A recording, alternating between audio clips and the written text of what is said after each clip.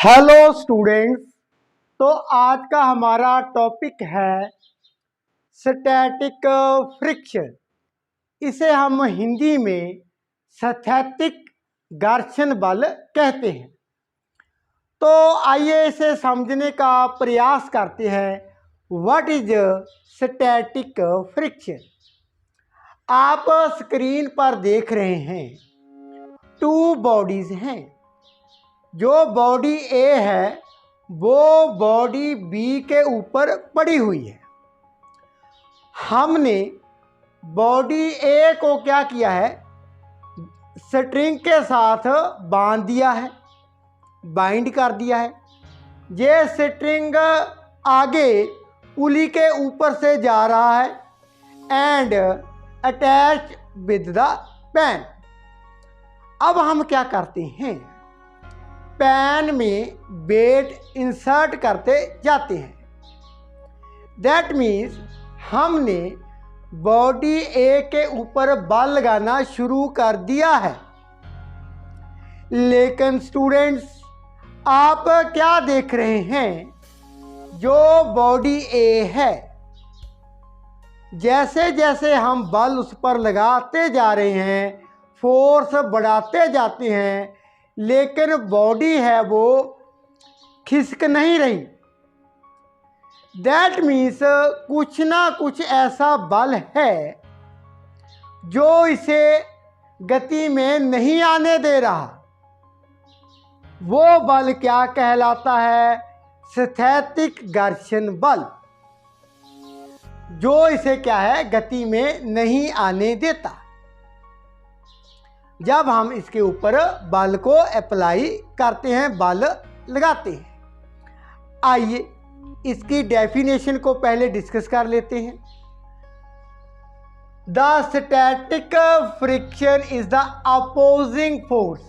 Opposing force means विपरीत दिशा में बल क्या है, उत्पन्न होता है। That is setup between the surfaces. कहाँ पर ये उत्पन्न होता है?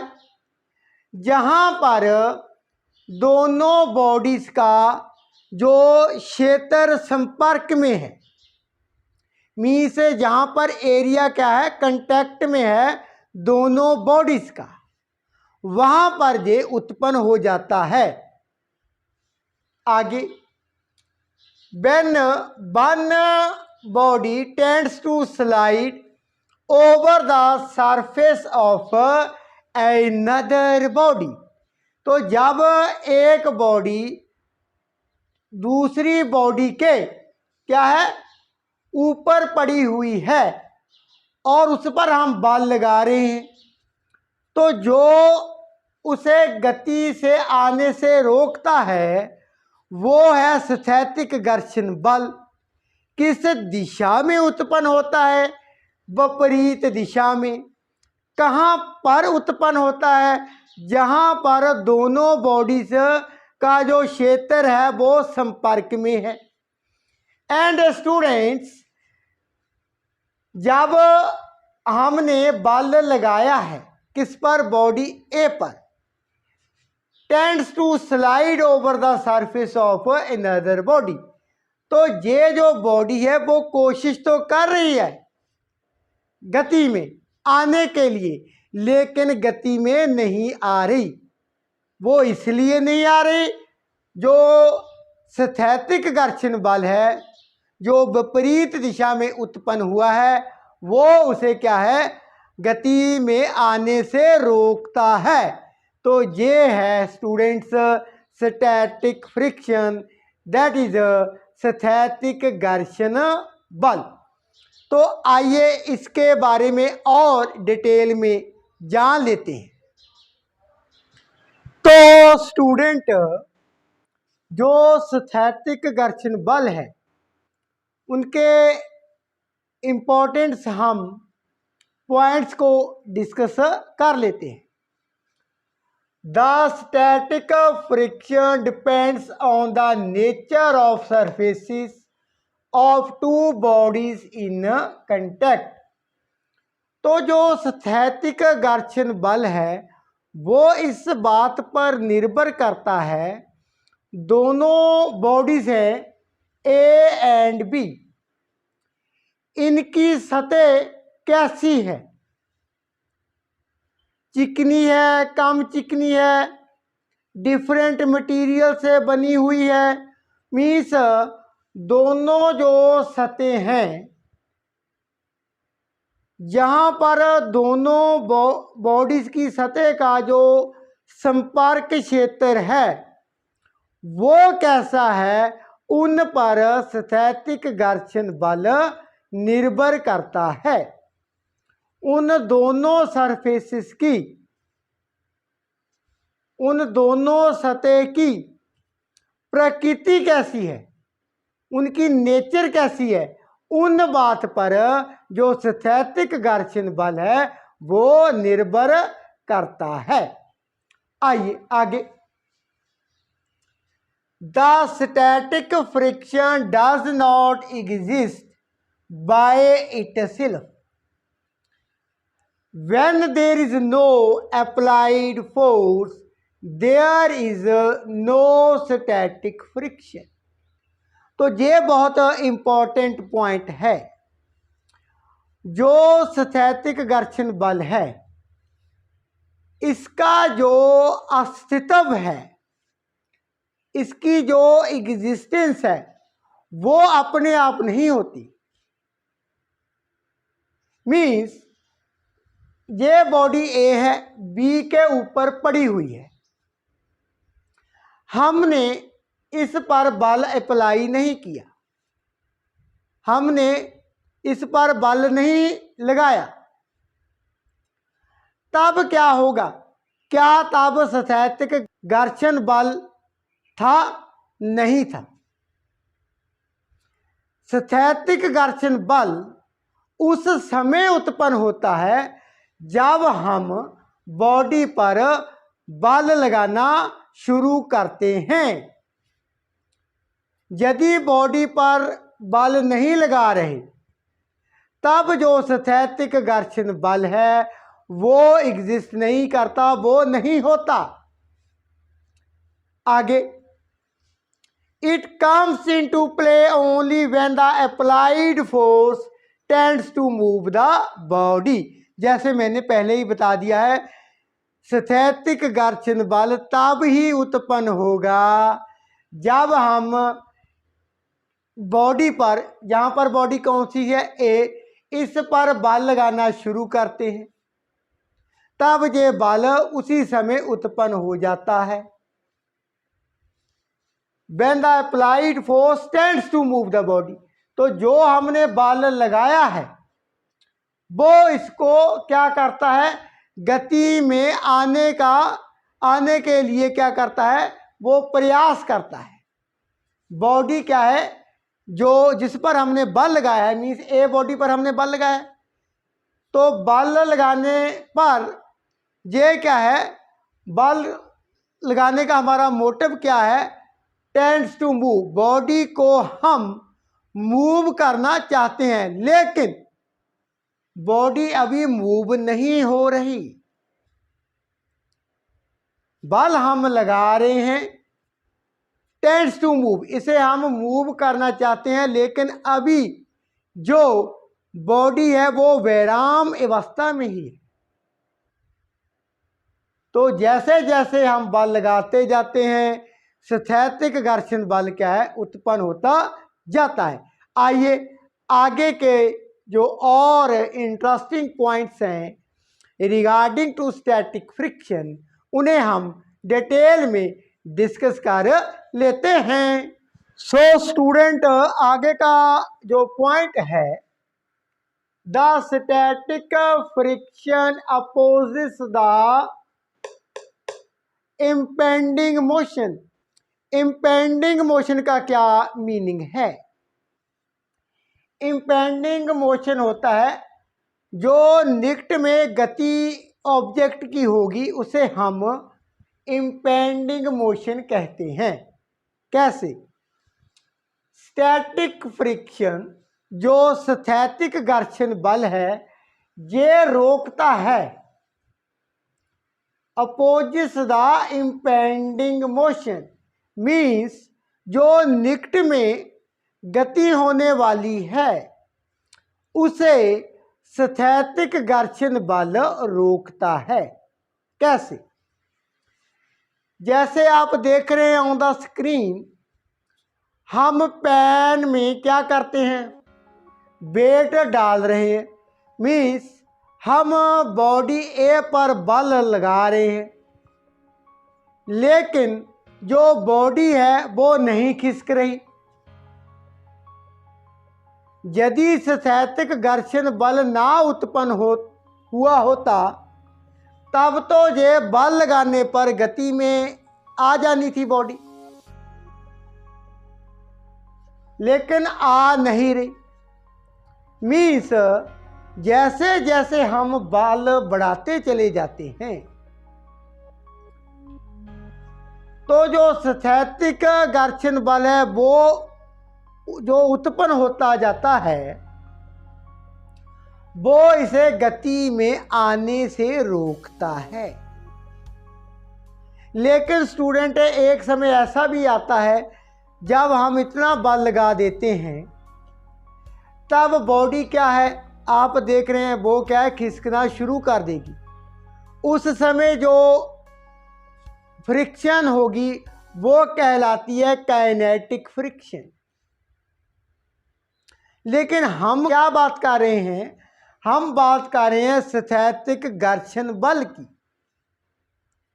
वो बल जो विपरीत दिशा में उत्पन्न होता है वो रोकता है इम्पेंडिंग मोशन, मीन्स निकट में जो गति में आनी है बॉडी, उस गति को क्या करता है, रोकता है स्थैतिक घर्षण बल। आगे, the static friction is a self adjusting force. तो ये बहुत इंपॉर्टेंट पॉइंट है। सेल्फ एडजस्टिंग फोर्स, स्थैतिक घर्षण बल है, ये अपने आप समायोजन करता जाता है। कैसे? जैसे जैसे स्टूडेंट्स हमने बल है जो वो बढ़ाना शुरू कर दिया। अब बल को कैसे बढ़ाया हमने, हम पेन में क्या करते हैं, वेट इंसर्ट करते जाते हैं, वेट डालते जाते हैं। जैसे जैसे पेन में वेट बढ़ता जाता है वैसे वैसे बॉडी के ऊपर, जो बॉडी ए है उसके ऊपर बल भी बढ़ता जाता है, लेकिन बॉडी अभी भी क्या है, खिसकना शुरू नहीं करती। तो यहाँ से हम ये रिजल्ट निकालते हैं, जैसे जैसे बल बढ़ता है वैसे वैसे क्या है, स्थैतिक घर्षण बल भी बढ़ता जाता है। तो कहने का तात्पर्य यह है, जो स्थैतिक घर्षण बल है वो सेल्फ एडजस्टिंग फोर्स है, अपने आप क्या करता है, वो समायोजन करता है, मीन्स अपने आप को एडजस्ट करता जाता है बल। जैसे जैसे बल लगाते हैं, बढ़ाते हैं, वैसे वैसे स्थैतिक घर्षण बल भी क्या है, बढ़ता जाता है। तो इसीलिए हम कहते हैं जो स्टैटिक फ्रिक्शन है is a self adjusting force. Now students, अब मैं बात करने जा रहा हूं in the next step. Next step में क्या है, हम बात करेंगे limiting value of static friction. Now students, मैं बात करने जा रहा हूं limiting value of static friction. ये क्या है, आइए इसे एक एग्जाम्पल के थ्रू हम समझने का प्रयास करते हैं। बॉडी ए बॉडी बी के ऊपर पड़ी हुई है, हम पेन में वेट को डालते जा रहे हैं, मीन्स बॉडी के ऊपर बल को बढ़ाते चले जाते हैं। बॉडी अभी भी क्या है, खिसकना शुरू नहीं करती। लेकिन स्टूडेंट एक समय ऐसा आता है जब बल हम इतना बढ़ा देते हैं जो बॉडी है वो खिसकना शुरू कर देगी। आप देख रहे हैं ऑन द स्क्रीन। तो जैसे ही बॉडी खिसकना शुरू करती है, जस्ट इससे पहले की हम बात करें, उस समय की बात करें जब ये खिसकना शुरू किया, उससे पहले की जो अधिकतम मूल्य होगा किसका, स्थैतिक घर्षण बल का, वो स्थैतिक घर्षण बल का अधिकतम मूल्य, अधिकतम वैल्यू जिसने ये पूरा दमखम लगा दिया बॉडी को रोकने के लिए, पूरा दमखम लगा दिया है। स्थैतिक घर्षण बल अब इतना बढ़ चुका है, मैक्सिमम वैल्यू पर बढ़ चुका है, पूरा दमखम लगा दिया है रोकने के लिए। तो वो जो अधिकतम मूल्य होगा स्थैतिक घर्षण बल का, वो क्या कहलाता है, limiting value of static friction. इसके आगे क्या होता है, बॉडी खिसकना शुरू कर देगी। जैसे ही इस स्थैतिक घर्षण बल की जो अधिकतम मूल्य है, इसके आगे हम बल को और बढ़ाते तो क्या है, बॉडी खिसकना शुरू कर देती है। तो आइए डेफिनेशंस देख लेते हैं। The maximum value of force of friction, अधिकतम घर्षण बल विच कम्स इनटू प्ले, ये कब रोल प्ले करता है, कब लागू होता है, बिफोर, पहले, किसके पहले, a body just begins to slide over the surface of another body, जब एक बॉडी दूसरी बॉडी के ऊपर अभी खिसकना शुरू ही करती है, उससे पहले, जस्ट उससे पहले जो अधिकतम मूल्य था किसका, स्थैतिक घर्षण बल का, उसे हम कहते हैं limiting value of static friction.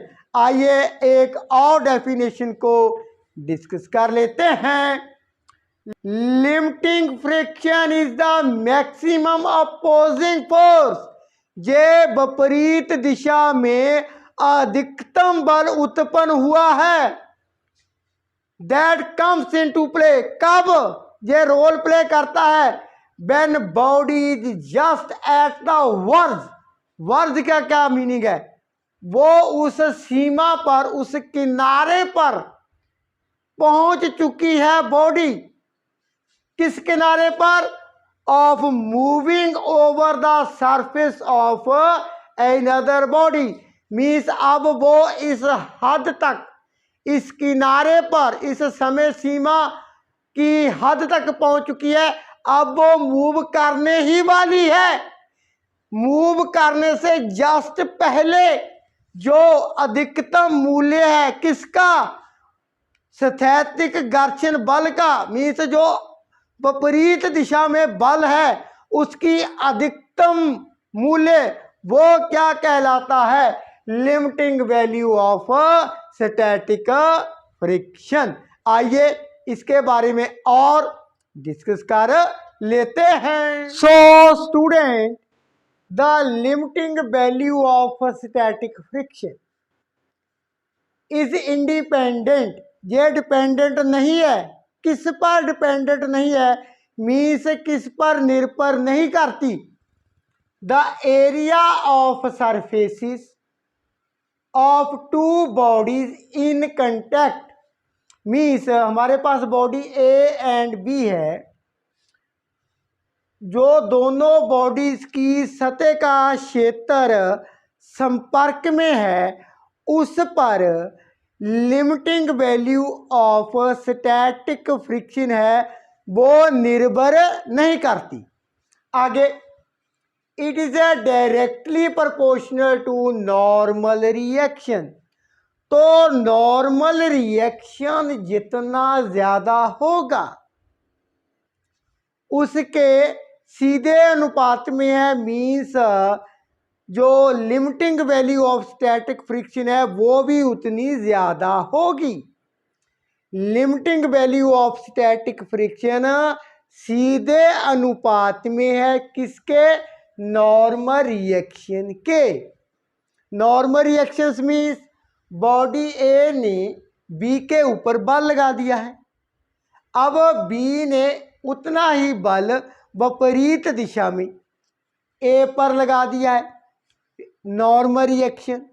तो स्टूडेंट, जो limiting value of static friction, हम स्टैटिक फ्रिक्शन को एफ एस इसके साथ रिप्रेजेंट करते हैं।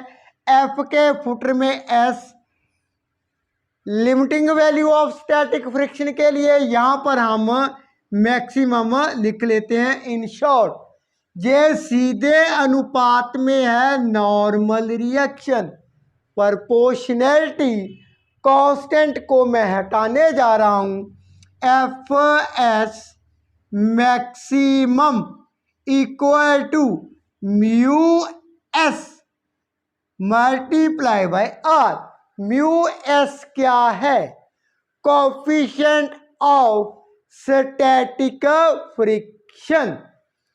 तो स्टूडेंट, ये था हमारा टॉपिक ऑन स्थैतिक घर्षण बल, स्टैटिक फ्रिक्शन। तो इसकी वैल्यू किस पर डिपेंड करती है? मीन्स ये जो कोफिशिएंट ऑफ स्टैटिक फ्रिक्शन है, इसका जो मूल्य है वो किस पर निर्भर करता है? वो निर्भर करता है जो दोनों बॉडीज की सतह का संपर्क क्षेत्र है, उसकी नेचर कौन सी है, उसकी नेचर कैसी है, मीन्स प्रकृति कैसी है। दोनों बॉडीज का जो सतह का संपर्क क्षेत्र है उस पर डिपेंड करती है। नाउ स्टूडेंट्स, ये तो था हमारा topic regarding static friction. In the coming video, student, I will be discuss kinetic friction thoroughly. So, thank you so much for watching.